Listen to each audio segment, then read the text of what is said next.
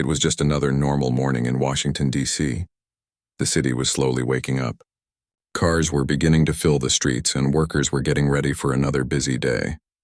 But for two local police officers, today would be far from ordinary. Officer Lee and Officer Anderson were patrolling their usual route in the heart of the city. As they cruised down the road, their eyes caught a sight that made them both pause. There, parked near a busy government building, was a sleek black Rolls-Royce, the kind of car that drew attention even on the busiest streets. Its windows were heavily tinted, and there were no visible tags or license plates. It didn't quite fit in with the usual cars parked around the area. At first glance, it didn't seem like much. But both officers knew better than to ignore things like this. Washington, D.C. was full of high-profile government officials, foreign diplomats, and people of influence. A car like that, parked in such an odd spot with no visible identification, was enough to raise suspicion. Officer Lee slowed the car down as they approached the Rolls-Royce. The car had been there for a few hours now, and the officers had passed it several times during their patrol. It wasn't unusual for people to park illegally now and then, but something about this car made the hairs on the back of their necks stand up. Maybe it was the sleekness of the vehicle, or maybe it was the strange absence of anyone inside. Officer Anderson tapped his fingers on the steering wheel, glancing at Officer Lee. "What do you think?" he asked quietly. They had already checked with dispatch to confirm the car's ownership and registration, but the response had been delayed. Something about it didn't sit right. Usually, by the time a car like this was reported, they would know whose car it was, but this one was a mystery. "I don't know," Officer Lee replied, keeping his eyes on the Rolls-Royce. "Something feels off. We should check it out." The two officers exchanged a look. They weren't supposed to make assumptions based on gut feelings, but sometimes instincts told them more than logic ever could. They stopped their patrol car about a dozen feet from the Rolls-Royce. The street was quiet, and the sun hadn't yet reached its peak. It was still early enough that not many people were around. Perfect timing, they thought. As they got out of their patrol car, Officer Lee walked over to the driver's side of the Rolls-Royce, while Officer Anderson circled the back. The car looked too clean, too perfect. Nothing about it suggested it had been parked here by accident. Officer Lee peered inside the window, but the heavy tint made it difficult to see anything clearly. He tapped the glass gently, but there was no response from inside. No movement. No sign of life. He leaned closer, trying to get a better look inside. The car was spotless, everything in its place. But there was something else that caught his attention.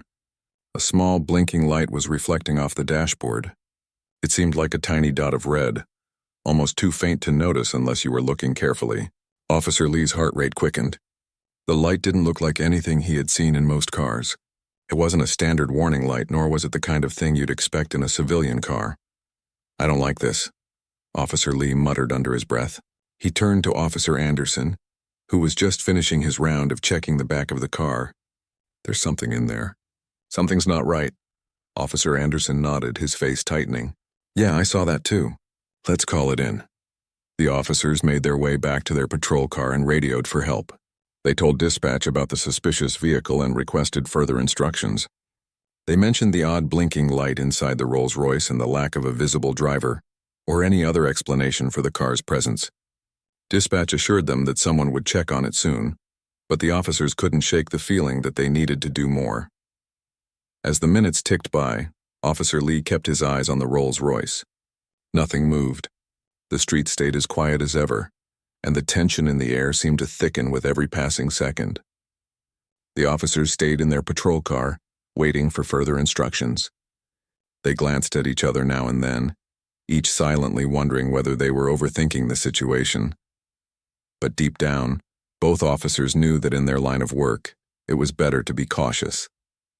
Washington, D.C. wasn't just home to politicians and average citizens. It was also a place where threats could come from anywhere. The thought of a high-profile car like the Rolls-Royce sitting unattended for hours in such a sensitive area was enough to raise alarms. It wasn't their job to take risks. Their job was to ensure the safety of the people, and sometimes that meant investigating the smallest of details. As time passed, their patience began to wear thin. The dispatch hadn't given them an update yet, and the strange car still sat there motionless. Officer Lee glanced at his watch. It had been over an hour since they first noticed the Rolls-Royce. The sun was starting to climb higher, and the traffic around them was picking up. More cars were driving by, more people were walking the streets, but none seemed to notice the parked luxury car. The officers could feel the unease building. It wasn't just the car that made them nervous, it was the unknown. They had been trained to expect the unexpected, to always be on alert. But this situation was different. It felt personal, as if something was waiting to happen, and the officers weren't sure what it was. Then, without warning, a thought struck Officer Anderson. He glanced at his partner with a sudden realization. "Lee," he said, his voice low, "what if we're dealing with something bigger than we thought? What if this car isn't just some random vehicle? What if it's—" He trailed off, but Officer Lee knew exactly what he was thinking. What if this was a test? What if someone was trying to see how far they could push the police, how far they could test their response? It was a chilling thought. The officers exchanged a look, and both understood. They couldn't wait any longer. They had to act. Officer Lee made a quick decision. "We're going to have to break the window," he said firmly. "We can't risk not knowing what's inside." Before Officer Anderson could respond, Officer Lee took out his baton. With a swift motion, he raised it and brought it down against the car window. The sound of shattering glass echoed down the street. At that moment, neither officer realized that the decision they had just made would change everything. What they didn't know was that the Rolls-Royce wasn't just any luxury vehicle. Inside it, there were secrets that no one outside a small circle of powerful people should ever know, and those secrets were about to be uncovered in the most unexpected way. The sound of the window shattering was loud enough to make both officers pause for a moment. The world around them seemed to freeze. For a split second, neither Officer Lee nor Officer Anderson knew what to expect. Had they just made a huge mistake? Was this a serious threat, or was it just a simple misunderstanding? But as the glass fell to the ground, the officers immediately peered inside the car, their hearts racing. The inside of the Rolls-Royce was almost too clean, almost too perfect. The dashboard was immaculate, and there were no signs of anything unusual, but that blinking red light on the dashboard still caught their attention. It seemed to pulse in a way that made the officers uneasy, as though it was more than just a simple warning light. Officer Lee leaned in closer to the broken window, trying to get a better view of the interior. His eyes quickly locked onto a dark leather briefcase sitting on the passenger seat. It was odd that something like that would be left in the car, unprotected. He reached out, intending to take a closer look at it, but before his fingers could touch the handle, he heard the distant sound of sirens. His heart skipped a beat. "Back up," Officer Lee whispered, suddenly realizing the gravity of what they had just done. His mind raced as he tried to piece things together. The blinking light, the briefcase, the car, nothing about it felt right. What had they just uncovered? And why had they been led to this moment? It didn't take long before a black SUV appeared from around the corner. Then another and another. The officers had no idea what to expect, but the sight of the arriving vehicles made their stomachs tighten. These weren't ordinary police cars. The SUVs looked more military in nature, and the men inside them were dressed in dark suits, their faces grim and serious. Their eyes locked onto the broken window of the Rolls-Royce, and without a word, they began to move in. Officer Anderson stepped back, instinctively placing his hand on his holster. His partner did the same. They had no idea who these people were or why they were there so quickly. It was as if they had been waiting for something to happen. But this wasn't normal backup. Not in any sense. Two men got out of the first SUV and approached the officers with a speed that suggested they were highly trained. One of them was tall, with short-cropped hair, and the other was a bit older, with a more weathered look. Both of them wore dark sunglasses, even though it was still early in the morning. "Step aside," the taller man said in a voice that made it clear this was no ordinary situation. Officer Lee glanced at his partner before stepping back slowly. He could feel his pulse racing. His stomach turned. What had they just stumbled upon? Before either officer could say anything, the man in the dark sunglasses held up a badge, but it wasn't the usual police badge. This one was official-looking, embossed with a seal neither officer had ever seen before. The words CIA were printed boldly on the top. Lee and Anderson froze. They had heard of the CIA, of course. Everyone had. But this was beyond anything they had ever imagined. "Are you two the officers who broke the window of this vehicle?" the man asked coldly.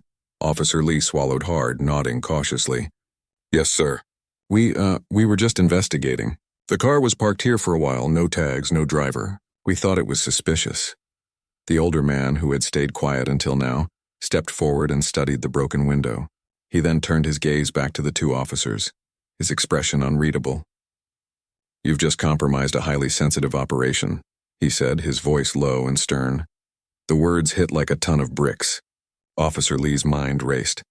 Compromised? What did that even mean? And why were these men from the CIA so concerned with a broken window?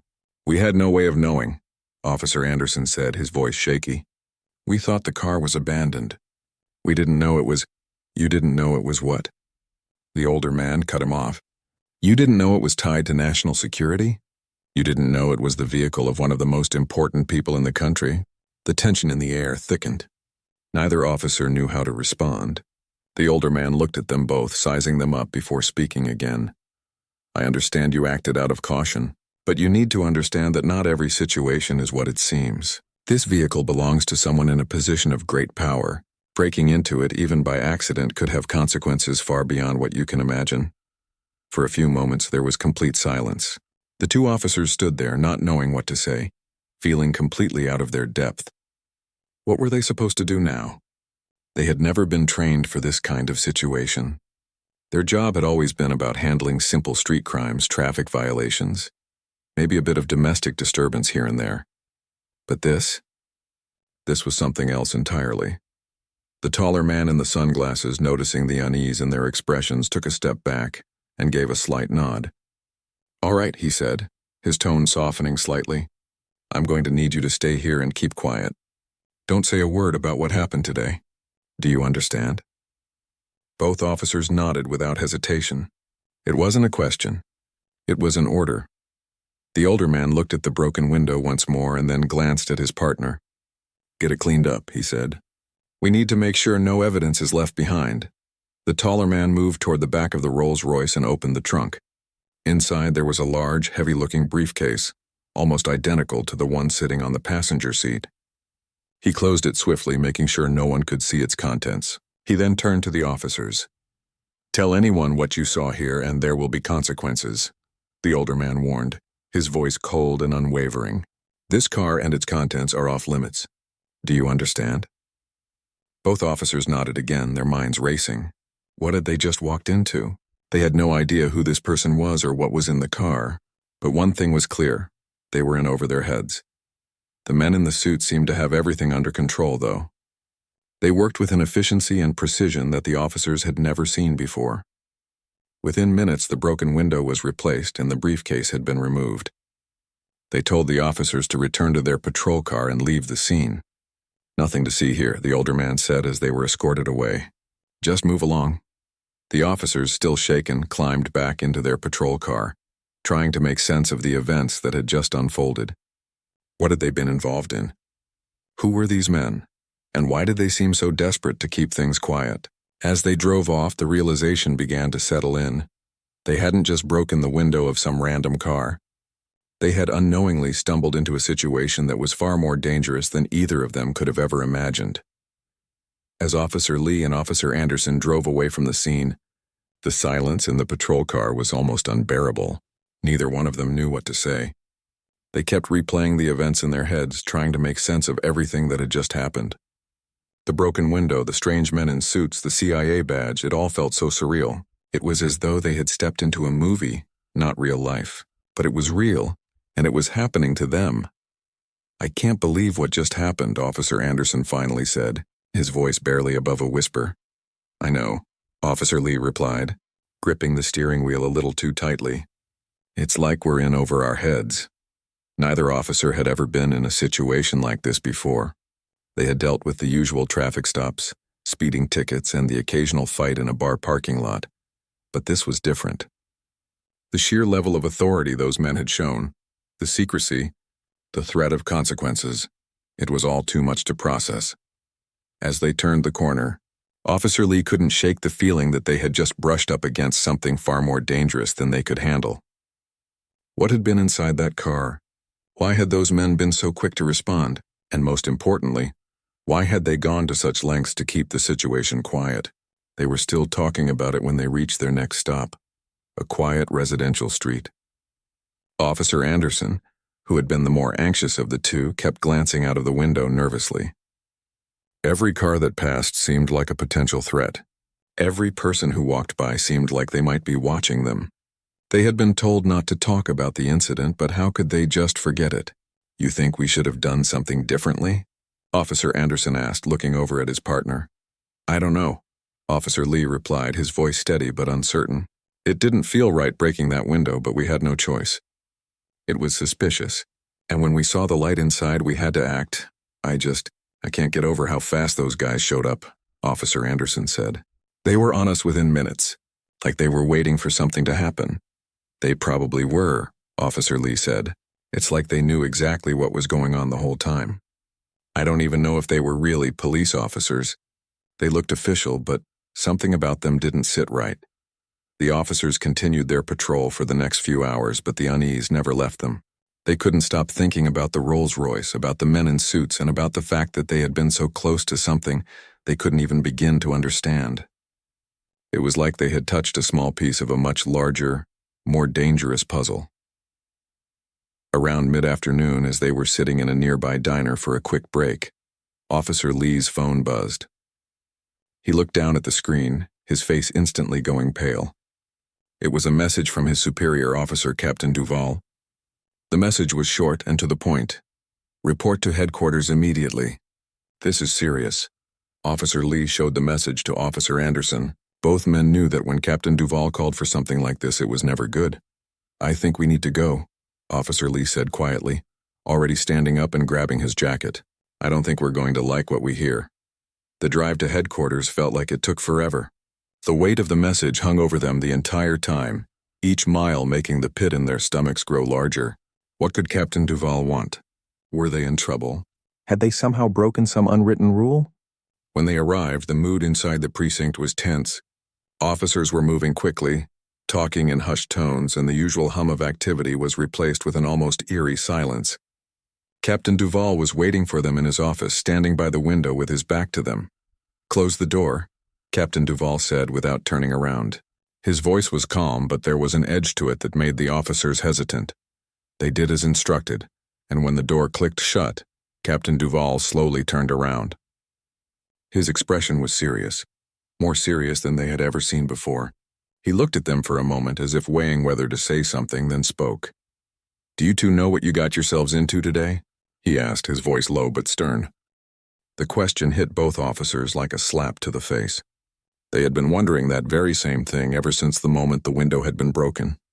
But hearing it come from Captain Duval made the situation feel even more real, more serious. We thought we were just dealing with a suspicious car," Officer Lee said, his voice tentative. "We didn't know it was..." "Don't try to explain it," Captain Duval cut him off. "I know what happened. I've already been briefed." The officers exchanged uneasy glances, their minds racing. If Captain Duval knew, then what did that mean? What was going to happen to them now?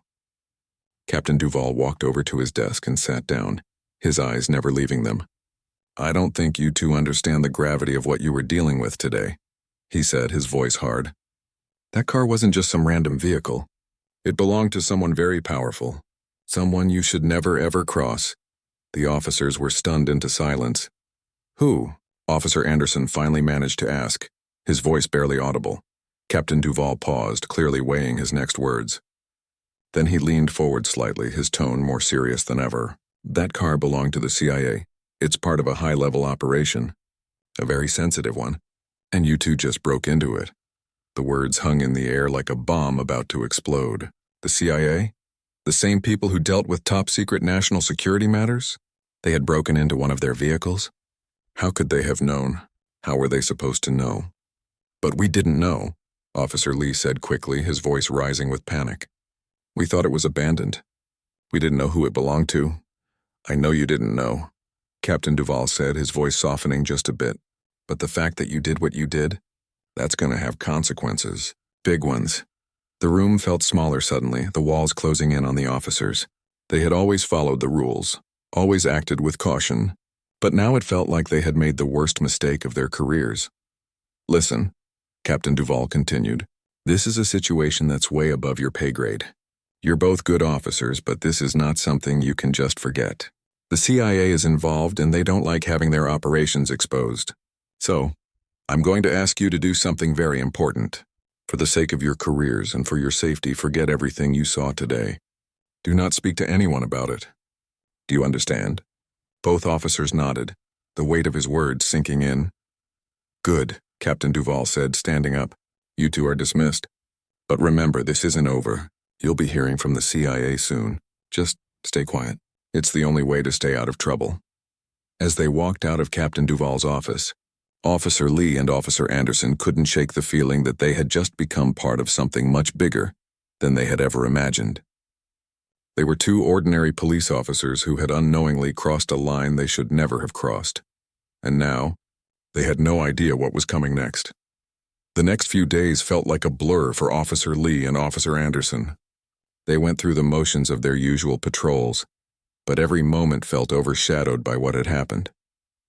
It was like they were living in two worlds, one where they went about their day-to-day lives as officers, and another where they were tied to something much larger, something they couldn't fully understand.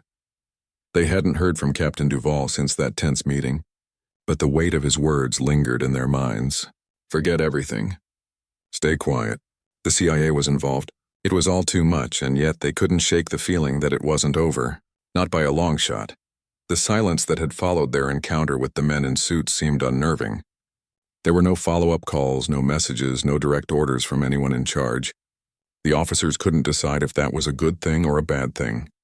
On the one hand, it seemed like they had dodged a bullet. But on the other hand, the lack of any communication felt like something was looming, waiting to catch up with them. It wasn't until a week later that the tension broke, in the most unexpected way. Officer Lee was sitting in the break room, sipping his coffee and trying to relax. The hum of the precinct around him felt oddly comforting compared to the constant worry he'd been carrying since the incident. He had almost convinced himself that they were in the clear, that whatever trouble they might have been in had passed. But the ringing of his phone shattered that fragile peace. "Lee," he answered, his voice tense. "Get to your car now." Captain Duvall's voice came through the receiver, sharp and urgent. "And take Anderson with you." "It's time." Lee's heart skipped a beat. He knew that tone. It wasn't a request. It was an order. And it wasn't good. Without saying another word, Officer Lee stood up, grabbed his jacket, and headed out the door. He found Officer Anderson in the hallway, already looking at him with an anxious expression. "What's going on?" Anderson asked, falling in step beside him. "I don't know," Lee replied, his own nerves starting to spike. "Captain Duvall just told me to get to the car. It's time." The two officers didn't speak much as they made their way to the patrol car. The usual banter that accompanied their day-to-day routine was gone, replaced by a heavy silence. They both knew that the moment they got in that car, they were stepping into something that they couldn't back out of. When they arrived at the parking lot, Captain Duvall was already waiting, leaning against his own vehicle. His expression was grave and his posture stiff. The moment he saw them approach, he straightened up and gestured for them to get in the car. "No time to waste," he said, his voice low. "We've been in contact with the CIA. It's time for you two to understand what this is really about." Officer Lee's stomach churned. He had a sinking feeling that they were about to be thrust into a world of secrecy and danger that they were neither prepared for nor equipped to handle. But there was no turning back now. Captain Duvall didn't waste any time. As soon as they were all inside, he started the engine and pulled out of the lot, heading toward an area they had never been before. It was a part of the city they didn't patrol, a section of DC that was home to some of the most secure and sensitive government buildings. The car ride was quiet, each of them lost in their own thoughts. Lee could feel his heart pounding in his chest, his palms sweating. Anderson looked equally uneasy, his eyes darting around as if he expected someone to jump out at them from every corner. They both knew that something big was about to unfold, but they had no idea just how big. It wasn't until they reached a nondescript building tucked away in a quiet corner of the city that things started to feel even more surreal. The area was stark, unmarked, with no signs to indicate what kind of building it was. It looked ordinary, even boring, but the heavy security around it suggested otherwise.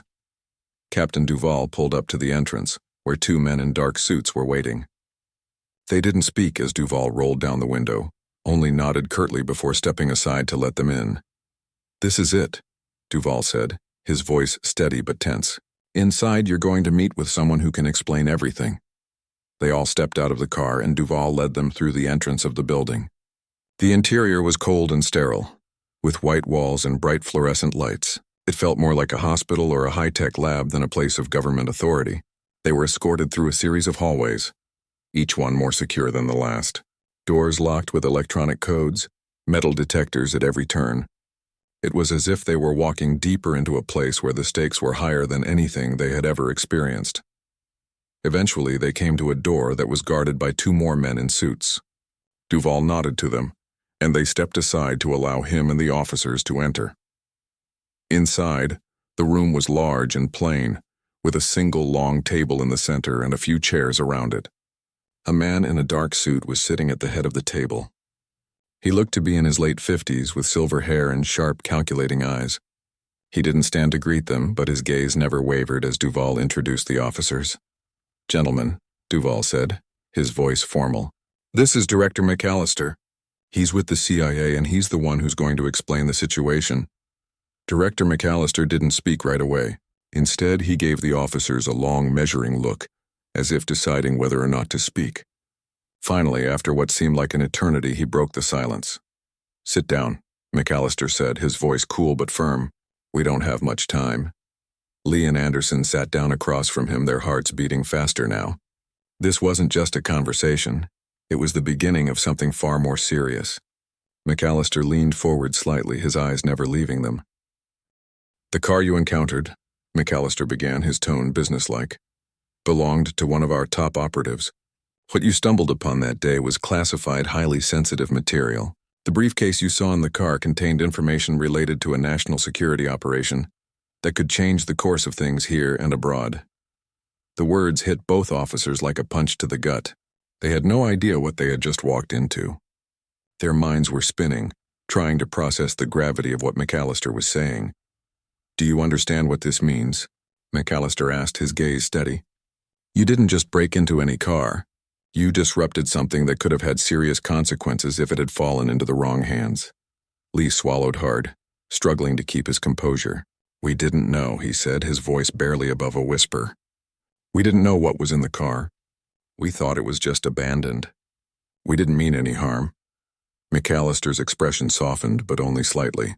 "I know you didn't mean to cause harm, but that doesn't change the fact that you were involved in something that is now under investigation at the highest levels. The CIA doesn't take these matters lightly. You two could be looking at consequences far beyond anything you've experienced." Officer Anderson shifted uncomfortably in his seat. "What do we do now?" he asked, his voice tinged with fear. "You do nothing," McAllister replied flatly. "You stay out of it. You don't speak to anyone about this. You don't tell anyone what you know. If you do, I can promise you that things won't end well for you." For a moment, neither officer said anything. The silence in the room felt suffocating. They were caught in a situation they couldn't control, and the only option now seemed to be to follow McAllister's orders and hope that they would be left alone. "We'll comply," Officer Lee said, his voice firm. "But why are you telling us this? What happens next?" McAllister sat back in his chair, his gaze still fixed on them. "What happens next is up to you. You'll go back to your lives, but you'll live with the knowledge of what happened. You'll stay quiet, and if you ever get caught up in something like this again, you won't get a second chance." With that, McAllister stood up, signaling that the meeting was over. The officers followed suit, feeling a sense of relief wash over them, but also a deep sense of unease. They were in the CIA's world now, and there was no going back. The days that followed the meeting with Director McAllister were a strange kind of limbo for Officers Lee and Anderson. They went through the motions of their usual work, but everything felt different.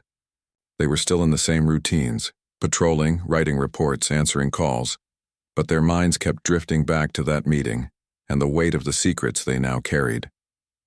It was as if a cloud had settled over their every action, and the normalcy they once found in their work was now tainted by the knowledge of what they had unknowingly stumbled into. For the first time in their careers, they were living with a secret so big that it felt like it could swallow them whole. It wasn't that they were afraid, at least not at first. But every time they drove past the streets where the Rolls-Royce had been parked, every time they saw a black SUV driving too close to their patrol car, a sense of unease crept into their thoughts. The feeling of being watched had never been stronger, and though they never saw any signs that the CIA was following them, the thought never fully left their minds. Weeks passed, and still, they heard nothing from the CIA or anyone connected to the incident. They were told to forget about it, to move on, but something about the whole thing made it impossible to let go. It wasn't just the fact that they had broken into a CIA vehicle, though that alone was enough to make their heads spin. It was the knowledge that they had been exposed to something far larger, something they would never fully understand. The feeling that they had touched a part of a world they weren't meant to see had settled deep within them. But life, as it always does, kept moving forward. The calls kept coming, the shifts kept rolling by, and they kept their heads down, pretending like everything was normal. They tried to convince themselves that they had gotten off easy, that the CIA had let them go with a warning, and that was the end of it. But in the back of their minds, they knew the truth. Nothing was ever truly over when it came to something like this. Then, just as they had started to think maybe they were in the clear, something happened that made them realize the situation was far from finished. It was another quiet afternoon when the phone rang. Officer Lee was sitting at his desk, sipping his coffee and flipping through paperwork. Anderson was by the window, staring out at the street, looking a little too thoughtful for someone who was supposed to be working. The moment Lee picked up the phone, he could feel something was off. His gut twisted as soon as he heard the voice on the other end. "Lee," the voice said, and there was no mistaking it. It was Captain Duvall. "I need you and Anderson to meet me. Now." The urgency in Duvall's tone immediately set both officers on edge. They exchanged a quick look before Lee stood up and motioned for Anderson to follow him. No words were exchanged as they quickly headed for the door. The same unease that had followed them since their meeting with McAllister returned, settling over them like a heavy blanket. When they arrived at the precinct, Captain Duvall was already waiting for them, standing by his car. He didn't look like he had slept in days. His eyes were bloodshot and his expression was tight, as if he were carrying a weight he couldn't share. Without a word, he motioned for them to get in the car. This time, it wasn't a drive to an unknown building or some government facility. It was different. It felt more personal. As the car pulled away, Duvall spoke. "You two are not in trouble," he said, his voice low. "But you're about to be involved in something bigger than you realize. I just got word from the CIA. They're keeping a close eye on you." Lee and Anderson exchanged quick glances. The news didn't come as a complete surprise, but it still sent a chill down their spines. "Why?" Anderson asked quietly. "Because the car wasn't just some operation gone wrong," Duvall replied. "There's more at play here. A lot more. And now you're tied to it. The CIA isn't the only agency involved. The situation has escalated." Lee's heart raced as Duvall's words sank in. The CIA wasn't the only one involved? What did that mean? They had been told to forget about the whole thing, but now it seemed like they were being dragged back into it, whether they liked it or not. The drive took them outside the city to a secluded location on the outskirts. It wasn't somewhere they usually went, and the further they went, the more isolated they felt. Duvall pulled up to a small, nondescript building that looked like a cross between an old warehouse and a government office. There were no signs, no markings, nothing to suggest that anyone important was inside. "This is it," Duvall said as he cut the engine. "Whatever happens here, you need to stay calm. Don't react. Just follow my lead." They all got out of the car and Duvall led them toward the entrance. The building was eerily quiet, the kind of quiet that made the hairs on the back of your neck stand up. The inside was dark and plain, with only a few sparse lights hanging from the ceiling. It looked like something out of an old spy movie, and as they walked down the narrow hallway, Lee's mind began to race. What were they walking into? At the end of the hallway was another door, and as they approached, Duvall signaled for them to stop. He turned to face them, his expression now more serious than ever. "I'm not going to sugarcoat this," he said. "What's inside that room is classified. You're not supposed to know about it, but you need to understand what you're dealing with. The stakes are higher now, and everything you've seen so far was just the beginning." The door opened, and they stepped inside. The room was large, with a long table in the center and several men sitting at it. They all wore suits, but there was something different about them. They had the same cold, calculating presence as the CIA agents, But there was something more. These men weren't just part of an agency. They were part of something much darker, much more secretive. One man stood up as they entered. He was older, with sharp features and a stern gaze. He didn't introduce himself, but the tension in the room made it clear who he was. "I'm Director Simmons," the man said, his voice low and commanding. "And you two are now involved in something far bigger than you realize. What you witnessed with that car, it's just the tip of the iceberg, and we need to make sure you understand exactly what's at stake." He paused, looking at each of them in turn. The weight of his gaze felt almost suffocating. "What we're dealing with here isn't just a security breach," Simmons continued. "It's a matter of national security, and now that you've seen a piece of it, you're tied to it. You can't walk away from this. The CIA, the FBI, and several other agencies are watching you, and if you do anything to jeopardize the mission, you'll be considered a threat." Officer Lee swallowed hard, the implications of what Simmons was saying hitting him like a ton of bricks. He glanced at Anderson, who was looking just as stunned as he felt. "What do you want us to do?" Lee asked, his voice barely above a whisper. "Stay out of it," Simmons replied, "and don't speak to anyone about it. We're giving you a chance to walk away clean. But if you step out of line, we won't hesitate to take action."